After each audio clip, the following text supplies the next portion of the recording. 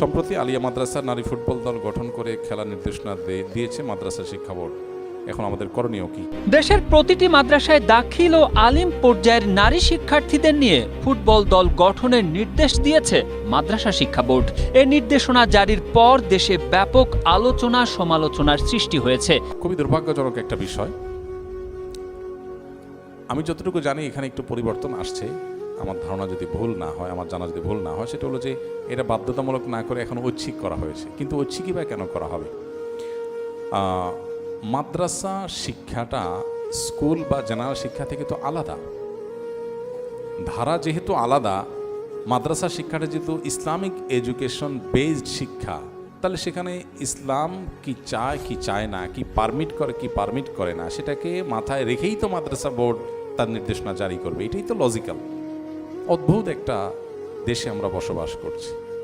শিক্ষা ডিপার্টমেন্ট হোক অথবা মাদ্রাসা কর্তৃপক্ষ, মাদ্রাসা বোর্ড হোক, তারা নির্দেশনা জারি করার আগে, প্রত্যেকটা নির্দেশনা জারি করার আগে তাদের এটা মাথায় রাখা দরকার যেটা ইসলাম অ্যালাউ করে কি করে না। কারণ আমরা যেখানে এটা জারি করছি সেটা আমরা একটা ইসলামিক এডুকেশন সিস্টেমের মধ্যে এই নির্দেশনা জারি করছি। তো যে সিস্টেমটা ইসলামিক, সেখানে অন ইসলামিক কিছু যদি আমি আরোপ করি তাহলে এটা ইসলামিক থাকলো কি? তো এই জন্য মেয়েদের জন্য পর্দা প্রসিদের খেলাফ হয়, শরিয়া লঙ্ঘন হয়, এরকম কোনো কিছু নির্দেশনা থাকা উচিত না। তবে হ্যাঁ, এটা ঠিক যে ছেলেদের যেরকম এক্সারসাইজের দরকার আছে, মেয়েদেরও এক্সারসাইজের দরকার আছে সুস্থভাবে বেঁচে থাকার জন্য। তো তাদের এক্সারসাইজের সাথে আপনার আমাদের সংস্কৃতি, এদেশে মানুষের কৃষ্টি, কালচার, মূল্যবোধ, এগুলোর সাথে অ্যালাইন রেখে নির্দেশনা দেওয়া যেতে পারে, তাতে কোনো অসুবিধা নেই। কিন্তু আপনি নারী আর পুরুষকে এক করে ফেলার চেষ্টা করবেন, এই চেষ্টাটাই ভুল চেষ্টা। নারীকে পুরুষের মতো করার চেষ্টা অথবা কোনো নারী পুরুষের মতো হওয়ার চেষ্টা করে, এটা নারীত্বের জন্য অপমানকর। কেন অপমানকর? একজন নারী পুরুষ হওয়ার চেষ্টা করার মানে কি? একজন নারী তিনি পুরুষের মতো হতে চাচ্ছেন, এটার মতলবটা কি, মিনিংটা কি? এটা মিনিং হলো তিনি নারী হিসাবে অপমান বোধ করতেছেন, পুরুষ হওয়ার চেষ্টা করতেছেন, তাহলে তিনি একটা জাতে উঠলেন। এটা নারীত্বের জন্য অপমানকর। নারী নারী হিসাবে থাকবে, সে নারীত্ব নিয়ে প্রাউড করবে। সে কেন পুরুষের মতো হতে যাবে? তাকে কেন পুরুষের মতো বানায় ফেলতে হবে? বাংলাদেশের মানুষের কৃষ্টি কালচার কি?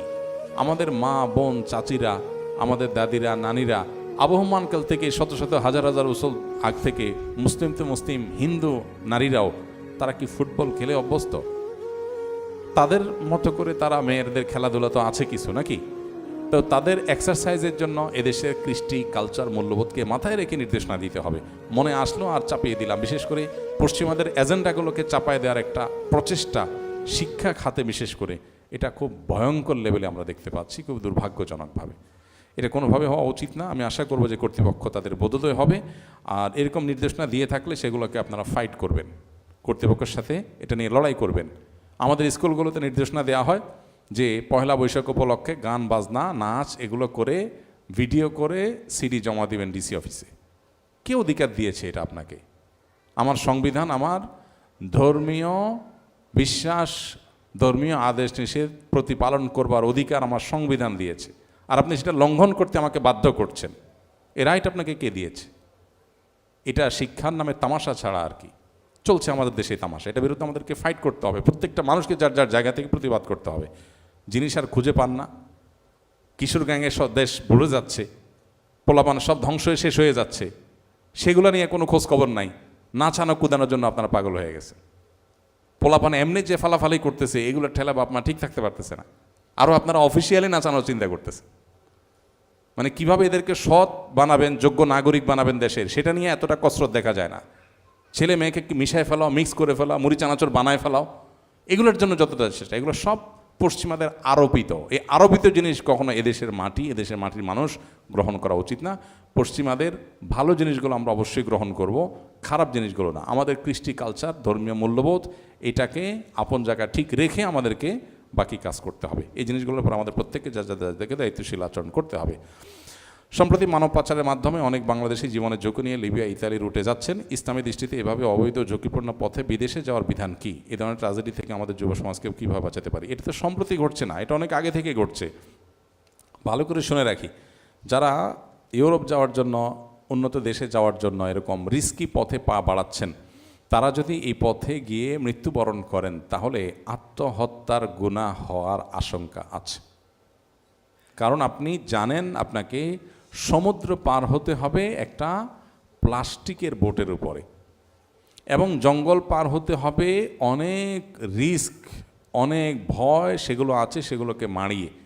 তাহলে জীবনকে এত রিস্কের মধ্যে ফেলার কোনো সুযোগ নাই। আল্লাহ বলেছেন, ওয়ালা তুলকু বিআইদিকুম ইলা তাহলুকা, তোমরা নিজেদেরকে ধ্বংসের দিকে ঠেলে দিও না।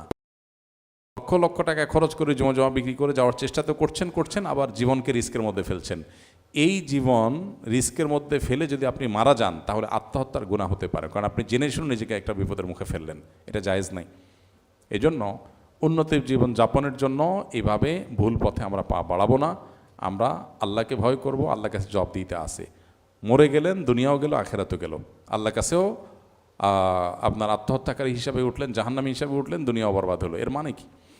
বরং ওই টাকা, তার চেয়ে কম টাকা দিয়ে দেশে মানুষ চেষ্টা করলে অনেক কিছু করতে পারে।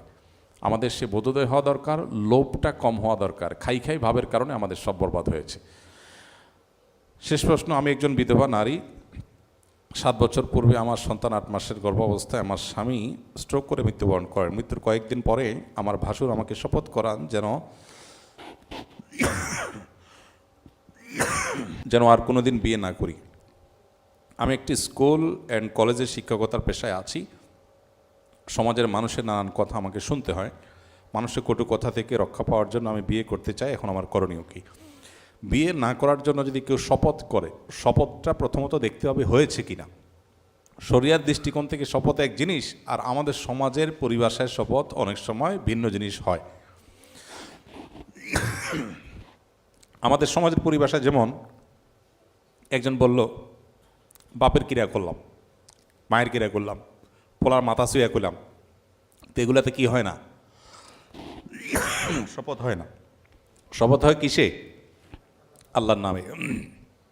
যদি বলে যে আল্লাহর কসম আমি বিয়ে করব না, এটা যদি আপনার ভাসুর আপনাকে এরকম শপথ করায় থাকে, তাহলে প্রথমত আপনার ভাসুর অন্যায় করেছে, আপনি নিজে অন্যায় করেছেন। উভয় তওবা করা উচিত, কারণ এটা কোনো সঠিক বা ভালো কোনো শপথ না। একজন বিধবা নারী তার স্বামী মৃত্যুর পর 4 মাস 10 দিন তিনি অপেক্ষা করবেন। এরপর যদি গর্ভবতী হন, সন্তান প্রসব পর্যন্ত তিনি অপেক্ষা করবেন। এরপর তিনি যে কোনো জায়গায় বিয়ে বসতে পারেন। বরং বিয়ে বসাটাই হলো শরিয়ার নির্দেশনা এবং চাহিদা। বিয়ে না বসে থাকাটা শরিয়ার চাহিদা নয়। আমাদের সমাজে এটা ট্যাবু হয়ে গেছে যে বিধবা নারীরা বিয়ে করলে মানুষ খারাপ চোখে দেখে। কোনো পুরুষের স্ত্রী মারা গেলে সে বিয়ে করলে খারাপ চোখে দেখে। এটা আমাদের সমাজের রোগ এবং ব্যাধি এবং মূর্খতা, অজ্ঞানতা।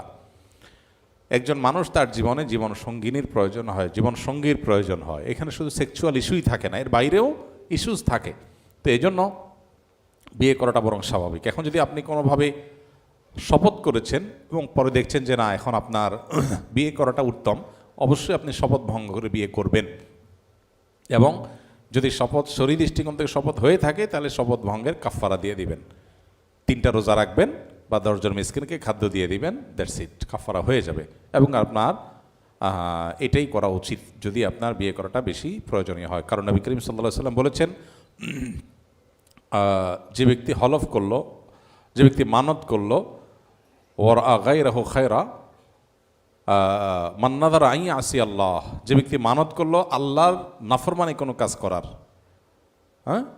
তাহলে ফালা ইয়াসিহি, সে আল্লাহর নাফরমানি করবে না মানত রক্ষা করতে গিয়ে। ঠিক একইভাবে যে ব্যক্তি শপথ করলো কোনো গুনাহের কাজ করার, বা শপথ করার পর দেখলো ফারা গায়রাহু খায়রা, একটা কাজে শপথ করলো, অন্যটা ভালো মনে করলো, তাহলে শপথ ভঙ্গ করে যেটা ভালো মনে করলো সেটা সে করবে।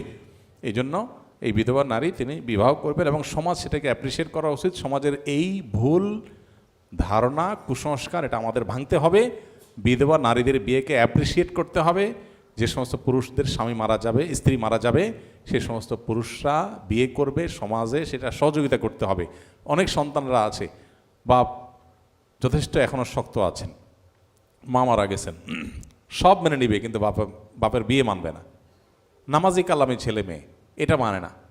অজ্ঞানতা এবং মূর্খতা ছাড়া কিছুই না। বাপের যদি সত্যিই আপনার হিতাকাঙ্ক্ষী হয়ে থাকে, তাহলে বাবাকে বিয়ে দেওয়ার ব্যাপারে পজিটিভ থাকা। হ্যাঁ, বাবা নিজে করতে না চাইলে ভিন্ন কথা, তো সন্তানদের পজিটিভ থাকা দরকার। তো সমাজের এই ভুল ধারণা আমাদের ভাঙতে হবে।